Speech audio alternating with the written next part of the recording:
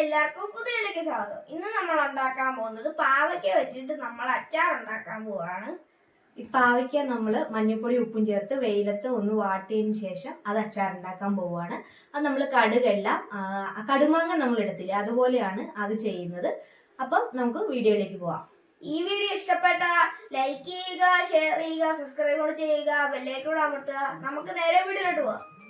ആദ്യം തന്നെ നമ്മൾ കുറച്ച് കൂടുതൽ കടുക് ഇതിലേക്ക് വറുത്തെടുക്കാൻ പോവുകയാണ്.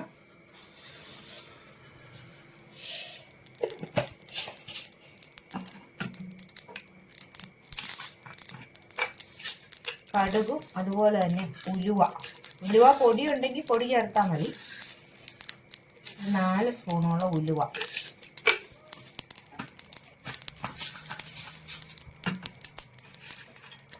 ഇതൊന്ന് നന്നായിട്ടൊന്ന് മൂപ്പിച്ചെടുക്കണം.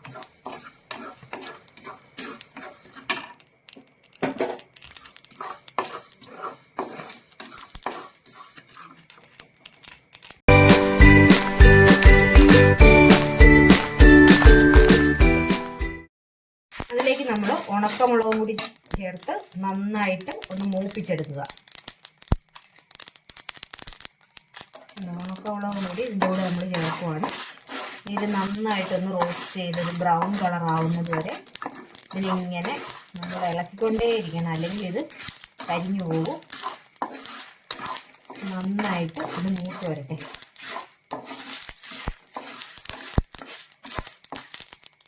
നമ്മൾ ഈ പരുവമാകുമ്പോൾ ഇതങ്ങ് കോരി മാറ്റുവാണ്.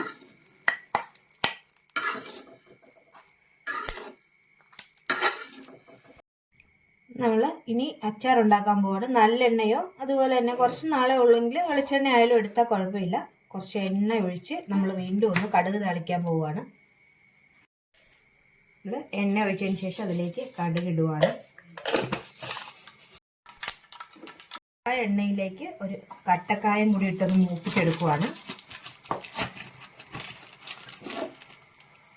പിന്നീട് ചേർത്താൽ മതി. ഇത് ഈ കട്ടക്കായ ആയതുകൊണ്ട് നമ്മളിതൊന്ന് വറുത്തെടുത്ത് പൊടിക്കണം.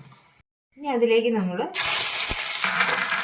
ഇഞ്ചി എടുത്ത് വെച്ചിരിക്കുന്ന ഇഞ്ചിയും വെളുത്തുള്ളിയും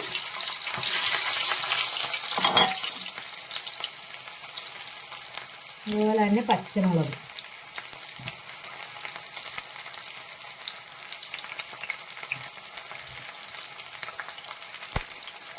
ഇതെല്ലാം ഇട്ട് നന്നായിട്ട്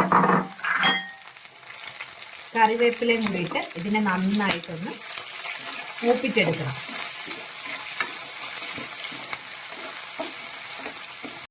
മൂത്ത് വരുന്ന സമയത്ത് നമ്മൾ ഈ ആദ്യം വറുത്ത് വെച്ച് ഇതൊന്ന് പൊടിച്ചെടുക്കാം. നമ്മുടെ കടുകും ഉലുവയും മുളകും കൂടി ഒന്ന് പൊടിച്ചുകൊണ്ട് വരാം. അതെ, നമ്മളത് പൊടിച്ചെടുത്തിട്ടുണ്ട്. ഇനി ഇത് ഒന്ന് മൂത്ത് വരുമ്പോഴേക്കും നമുക്ക് എണ്ണയിലോട്ട് ഇട്ട് കൊടുക്കാം.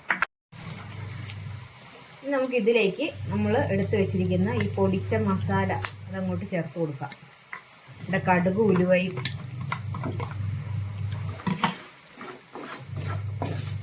നന്നായിട്ടൊന്ന് റോസ്റ്റായി വരുമ്പോഴേക്കും ഇതിലേക്ക് നമ്മൾ വിനാഗിരി ഒഴിച്ചൊന്ന് തിളപ്പിക്കണം. അപ്പോൾ നമുക്ക് ഇനി ഈ പാവയ്ക്ക അവിടെ ഇടാം. ഉപ്പ് ഇട്ടിട്ടുണ്ട്. ഇത് പാവയ്ക്ക ചേർത്ത് കഴിഞ്ഞിട്ട് ഉപ്പ് പോരാന്നുണ്ടെങ്കിൽ കുറച്ചുകൂടി ചേർത്താൽ മതി. പാവയ്ക്കയും കൂടി ഇട്ട് നന്നായിട്ട് നമുക്കൊന്ന് മിക്സ് ചെയ്യാം.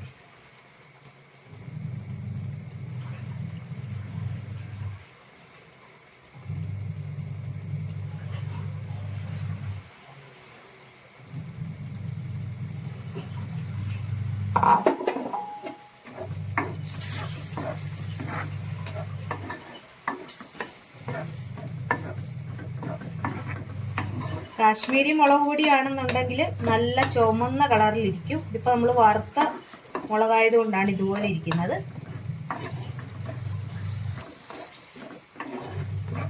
പിന്നെ നമുക്കൊന്ന് തീ ഒന്ന് കുറച്ച് വെച്ചൊന്ന് കുറച്ച് നേരം വേവിക്കാം.